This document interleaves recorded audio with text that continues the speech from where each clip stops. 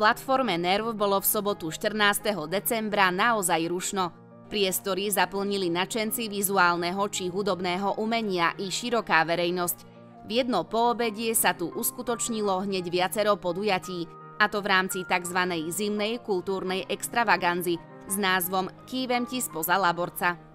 Mladá ilustrátorka Lenka Štefanková sa symbolicky rozlúčila s naším mestom, v ktorom strávila 5 týždňov vďaka druhému rezidenčnému pobytu. Hodnotí ho pozitívne. Tá rezidencia mi poskytla taký priestor, v ktorom nebol žiadny tlak z nejakej strany. Mala som síce také zadanie sama pre seba, malo to mať niečo spoločné s humenným, ale vlastne po tej kreatívnej stránke som mala v podstate voľnosť a mala som finančnú podporu a celkovú podporu od mesta, a Fondu na podporu umenia, takže hodnotím to ako ideálne podmienky pre umelca.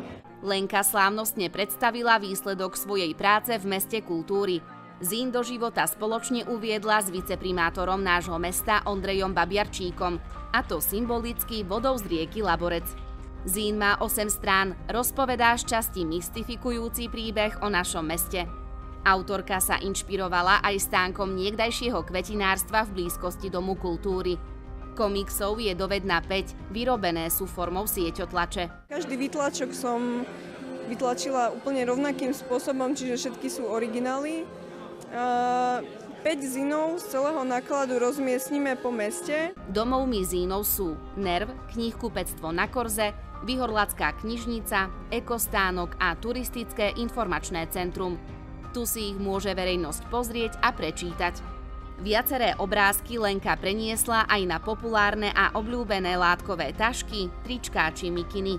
Vystavené boli aj ďalšie zíny, ktoré vyrobili účastníci 2 workshopov pod Lenkyným vedením. Bola som veľmi prekvapená tým, ako to deti a aj dospelí, ktorí boli na workshope, poňali, pretože sú veľmi kreatívne a naozaj vychádzajú z reálneho života. Čím som bola veľmi príjemne potešená, lebo tam boli príbehy, ktoré ma veľmi aj pobavili, aj prekvapili, čiže som veľmi vďačná aj všetkým, ktorí tam prišli, lebo mňa samú inšpirovali vlastne písať tak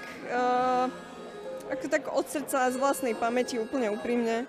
Pokiaľ ide o ďalšie rezidencie, tak tretia rezidencia, ešte nevieme presné podrobnosti, ale mala by sa uskutočniť v marci. Opäť pôjde približne o mesačný pobyt umelca. A potom štvrtá rezidencia bude pravdepodobne niekedy v máji.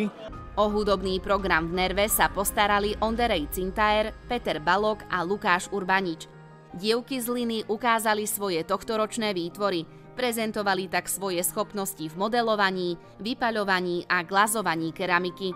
Podujatie završilo spoločné posedenie pri Vianočnej kapustnici.